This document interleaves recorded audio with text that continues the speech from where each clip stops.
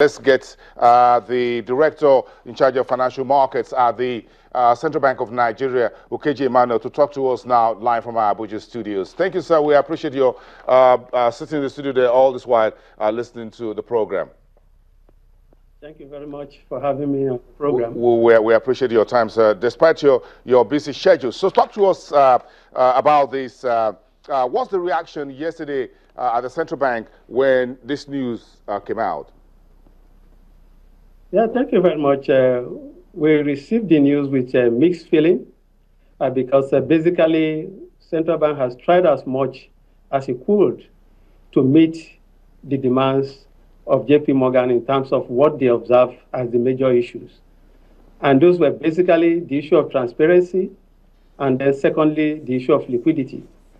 And you will agree with me that Central Bank, in an attempt to ensure that we have full transparency in the market, we merge the two markets, that is the CBN window and then the interbank window sometime in February, which leaves us with just that one single window and then the BDC window.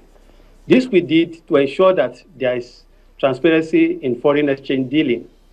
Secondly, we also ensured that all dealings in terms of financial transactions between the central bank and the DMBs, and also between the deposit money banks, were all posted on the Reuters dealing platform.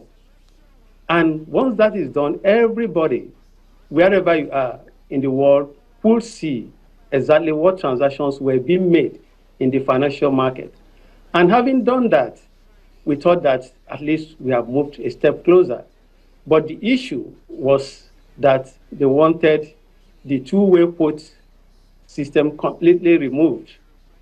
And this, we think that given what we have seen in the market, and also in agreement with the dealing members, who are the deposit money banks, we believe that, yes, we need to protect the economy and protect the market, because the way the dealing was being done at a particular point in time, it was not actually transaction-based. Okay. There were a lot of speculative transactions, speculative dealings. May I cut in here very quickly, sir?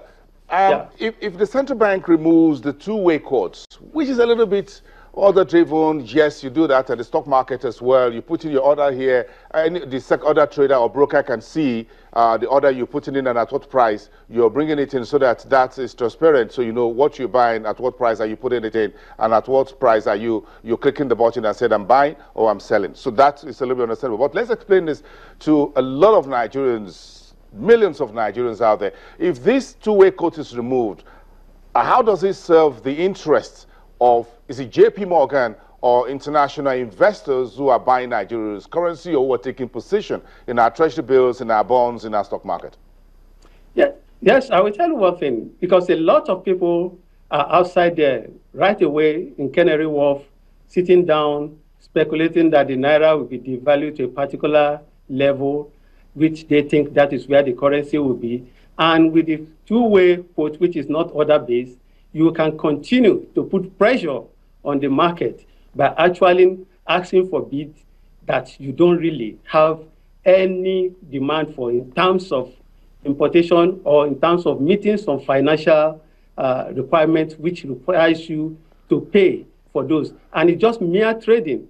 And in the process of trading, all you do is to push up the exchange rate of the Naira. And that, of course, is detrimental to not just the economy, even to the industry as a whole. And that is one of the things we said, no.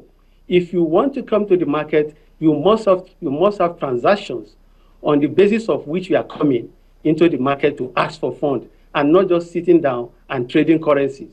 That is exactly what we are saying, that it is very, very important that people should bid for transactions that are demanded for, whether financial or whether it is for goods and services.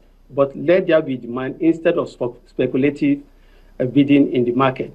And I also want to tell you, let me just quickly say this, that recently we have observed that even what we call foreign investors, instead of the foreign investors using their investment portfolio, we have been seeing them now doing more of trading. And that is why someone who calls himself a foreign investor will come into the market and in 3 or 4 days or in a week wants to move such funds back.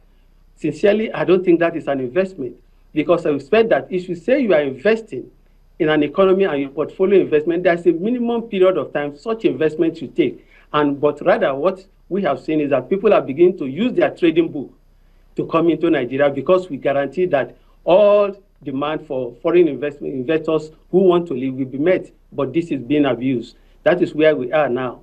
And I also want to use this opportunity to also let you know that of all the members in the index, if you look at the average growth of those economies in the second quarter, the Nigerian economy did better than a lot of them. As a matter of fact, about 3 of the countries who even have the highest weight of about 10% are in recession, and yet nobody is talking about them. So why Nigeria?